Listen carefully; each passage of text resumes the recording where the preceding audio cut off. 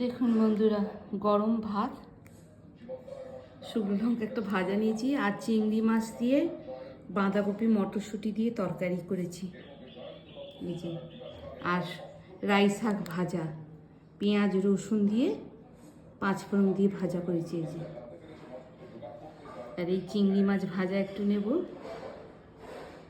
খেতে খুব ভালো লাগে। আর এই বাটা মাছ আম দিয়ে টক করেছি এই দেখুন। এই শাক ভাজা দিয়ে ভাতটা একটু মাখি, ভালো লাগে খেতে, ভালো লাগে একটু। দুটো চিংড়ি মাছ নিই,